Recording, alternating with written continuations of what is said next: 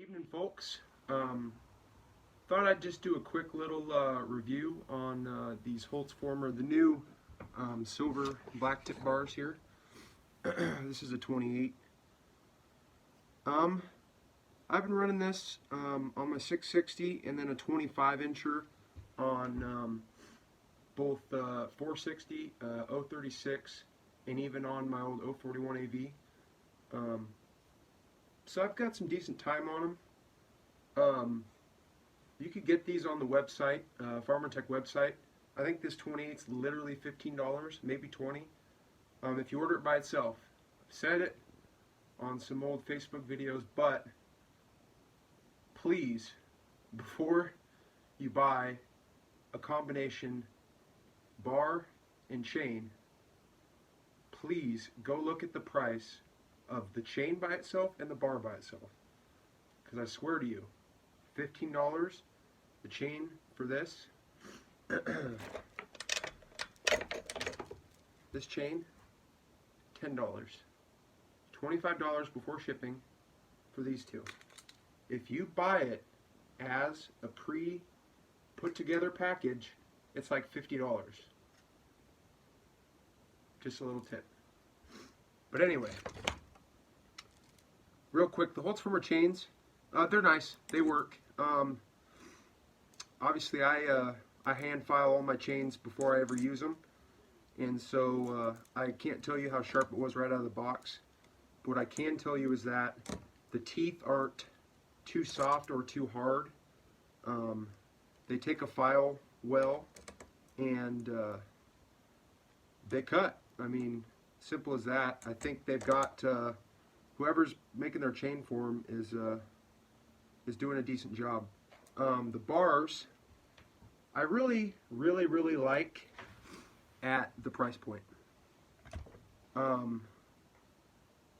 do want to order 36 and the 42 when they come back in stock, because again, I think the 42 is like maybe 30 bucks. I could be wrong, but it's around there. You can't touch any other brand bar over 25 inches for that amount of money.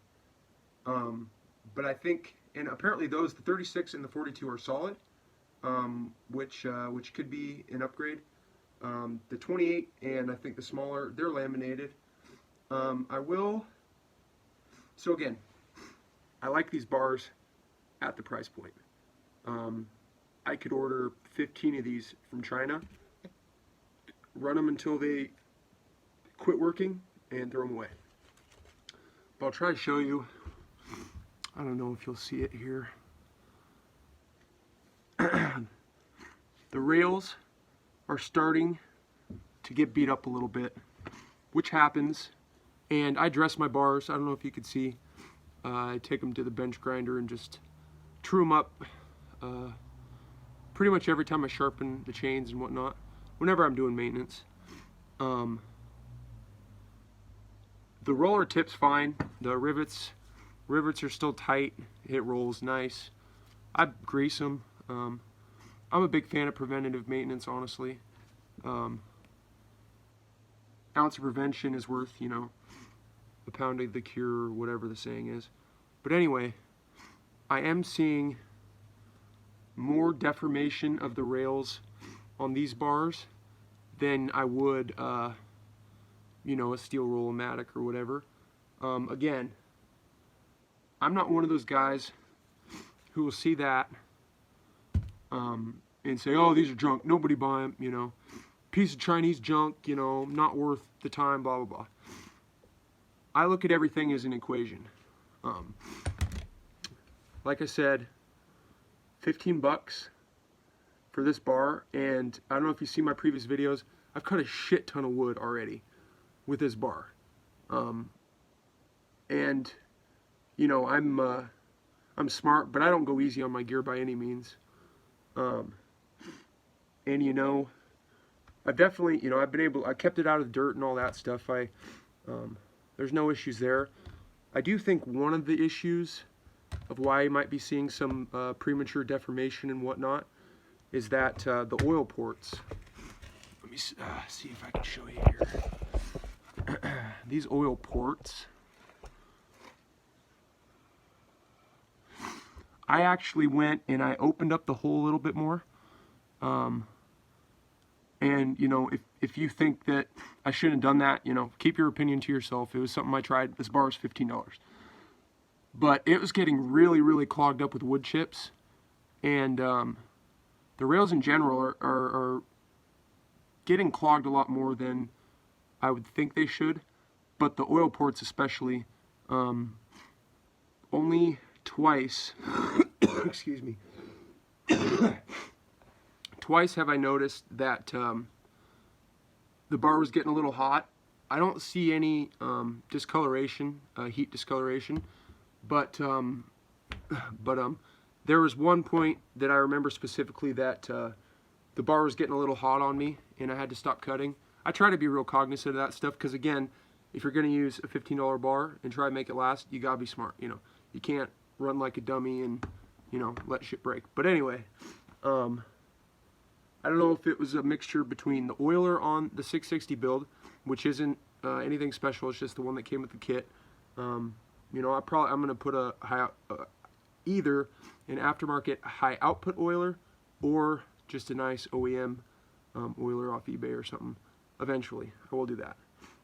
But what I'm saying is, I don't know if it was the oil port getting clogged up or the oil pump not pumping enough oil, which I always think it's a good indicator about every time it's about to run out of fuel, it's about to run out of bar oil. I've always thought that that's a good kind of ratio, because then, you know, you just got to fill both of them up every time, you know. And if you go through a whole tank of gas and only a quarter tank of bar oil, something's probably wrong. I think most guys will agree with me on that. If you don't agree, please let me know. I'm always open to new opinions, but again, I think those oil ports got a little clogged up and the bar was getting hot, and so I went in with both a Dremel tool and a die grinder and just kind of opened that hole up a little bit. The way I figure is it can't hurt. If more oil gets in there, then that's a good thing. I have noticed that when I let the saw idle and just kind of run on its own for a little while without cutting wood, the whole bar just gets coated in oil. There's oil, you know, slinging off the tip. You can see oil starting to ooze out of the sides of the rails, and so I figure that's a good thing. You know, maybe it would be better if more of it stayed in the channel, but I don't know what else to do about that. Again, I really want to try both the 36 and the 42. Whenever they become available in 063, 3/8 and 063, or 050 is what I prefer. The 20H bar and the 25 that I have are 3/8 and 050. I'm not really sure if I should go 063 or 050. I've just always gone 050. I don't know. We're all creatures of habit. Those are numbers that I recognize, and so that's what I ordered.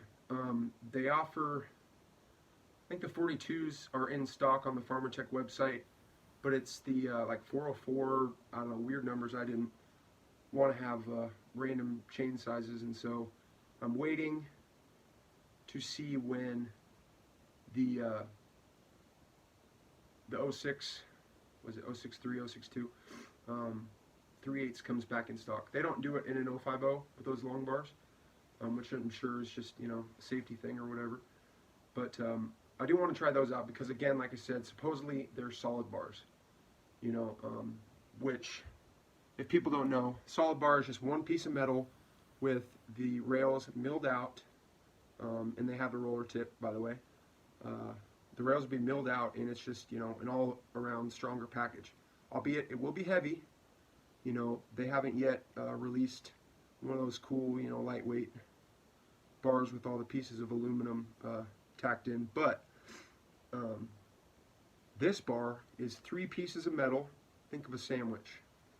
Let me see if I could illustrate this for people. Let's grab this, and this, and this. So, this will be easy because these are 3 little bars. 2 off of Homelight and 1 off of Little Montgomery Ward. So, imagine, these are your 2 outer layers. This is your inner layer. They assemble it like so. Bada bing. bada boom. And then they weld them together like so. And your chain rides in the middle. That's what a laminate bar is, like so. And so, sometimes, I think Oregon, the company, and it's pronounced Oregon, not Oregon. You East Coasters are crazy. I'll pronounce all of your states correct, but y'all just refuse to say Oregon, not Oregon. Okay, I digress. I lost my train of thought, but anyway, the laminate bars, apparently, they just aren't as strong. And some companies make that middle leaf out of aluminum, and so you have issues with the steel and the aluminum expanding and contracting at different rates, whatever. It's all a bunch of science that doesn't really matter at the end of the day to us. We just want products that work, right? We want stuff that we could purchase for a reasonable price that's going to last us a decent amount of time. That's the formula. So these Holzfforma new black with or silver with black roller tip bars, I think are a great buy for the price. If they were over $50, we're starting to get into the avenue of some of those Forester bars and laser and those kind of bars that I think are a little bit better than these are right now. This could easily be solved perhaps with a a different level of hardness or whatever they do metallurgy wise, and then they could be perfect and still be super cheap, and that'd be awesome because we'd all benefit. But right now I think they got some kinks to work out. Again, I'm still running them and they work fine. We'll see in the future. If I only get a few jobs out of it, it was 15 bucks. It's paid for itself by now. That's the same thing that I talk about with these kit build saws. Granted, I'm going to keep this thing running for as long as I can, and it will probably be around for the rest of my life. I highly doubt that I'll throw this entire thing away. Might have to replace a few parts, but that's the fun in it for me. But anyway, there's my opinion on the black and silver Holzfforma bars. Again, if I have any updates about the deformation or if it's becoming a detriment, I'll let you guys know. There has been a few times that I've thrown a chain, come to think of it, but it was always, doing silly things on my part. I don't necessarily think it was the bar's fault, but it could be. Like I said, they're staying pretty true. Although now that I'm looking at it,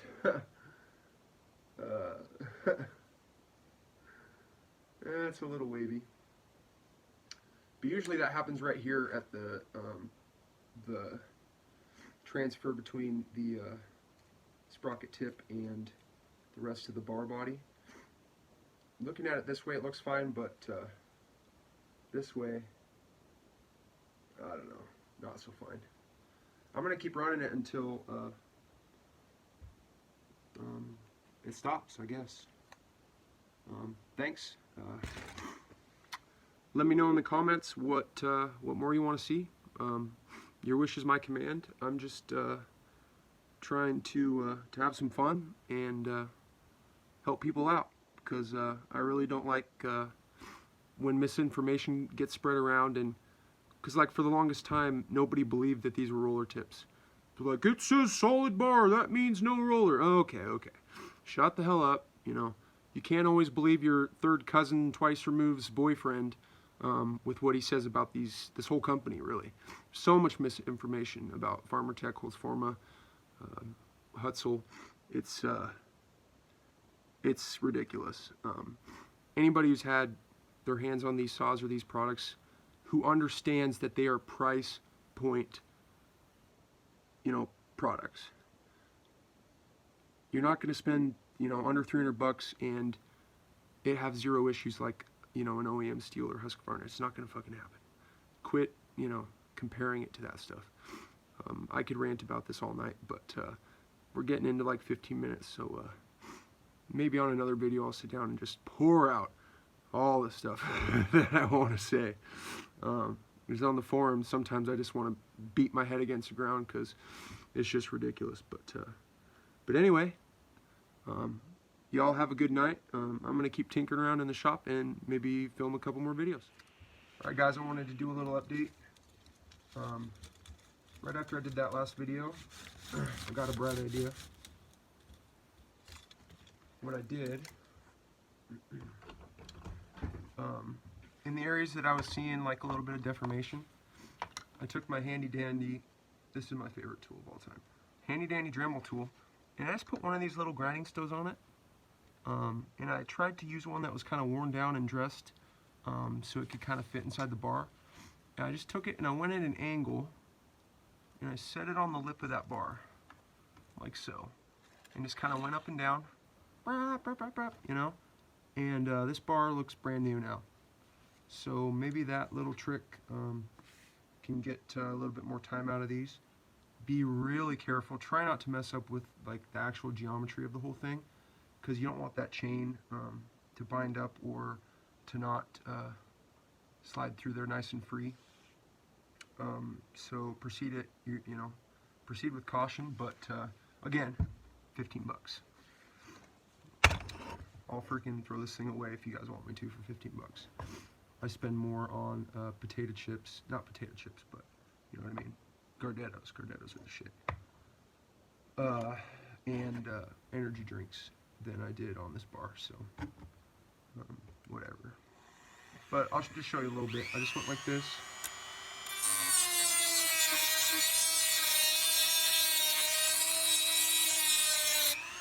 Just like so. And it looks a lot better.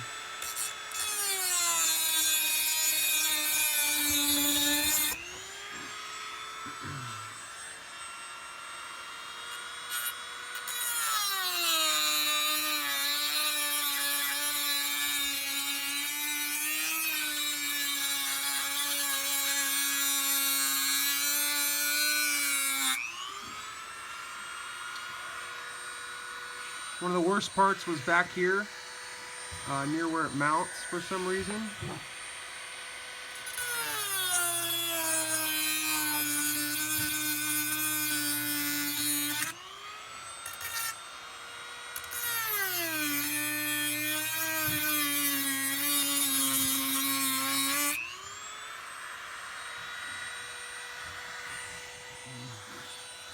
Please remember to wear iPro.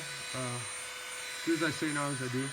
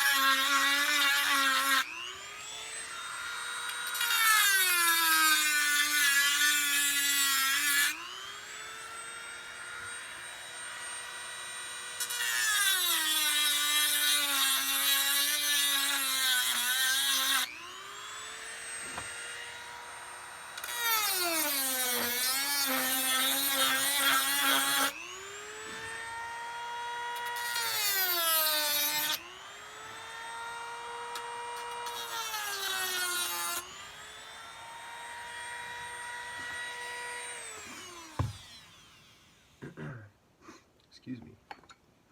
I think for that Dremel trick, wow, it looks really good. I think the key is to get one of these little stones, and I don't know if this makes sense, but you want it to kind of be worn down just in the right way. Kind of like how guys who use chain grinders, you kind of have to dress your stone, and there's a million different, you know, theories on what's best, and this angle, that angle, whatever. I think I just got lucky, and that one was worn out just right. That and as you're doing it, it kind of wears in. But I think that's a helpful tip. I think that will help you guys get some life out of your bars, because as I place the chain around the bar like so,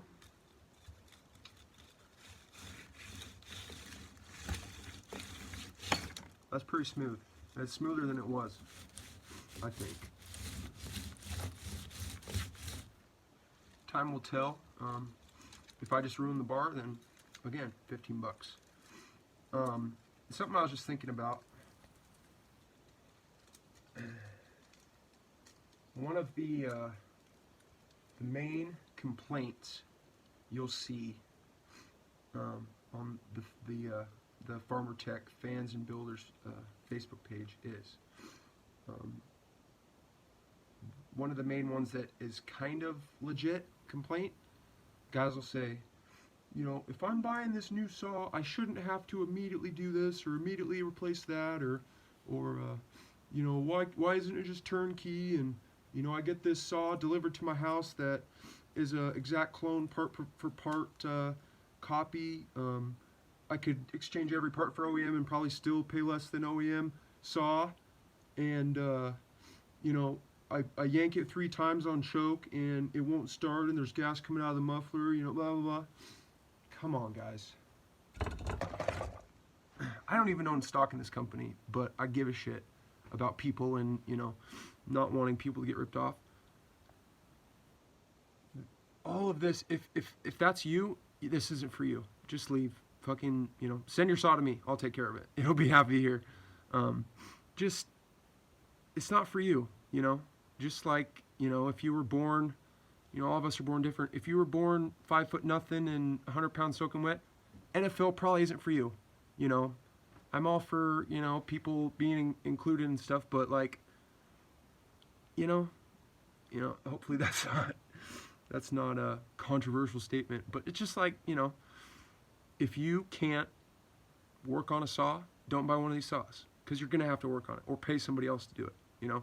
And then after that, you know, maybe it's not worth it if you have to spend a bunch of money on somebody else working on it. So again, all these are just my opinions.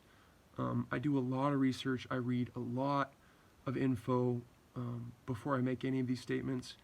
Again, if anything I said is wrong, please let me know, because I want to learn and I want to be right. But usually, you know, I won't give my opinion on anything until I'm pretty rock solid on the authenticity of my statements, because it's a bad look if you're just, you know, spouting off and getting corrected by everybody. Then nobody will listen to you. You know, your opinion's not worth, you know, anything. But last thing I want to say, and this is for my buddy, you know who you are. This is a formal challenge to Mr. Lucas Byfelt of Just Send It Saws. I'm challenging you to a look-alike contest, and the person we're trying to look like is old Yukon Cornelius from Rudolph the Red-Nosed Reindeer. Get a good look. Hopefully Lucas will reply to this, and you guys be the judge. Who looks more like Yukon Cornelius? I'll give you guys a little memory refresher here, but have a good one.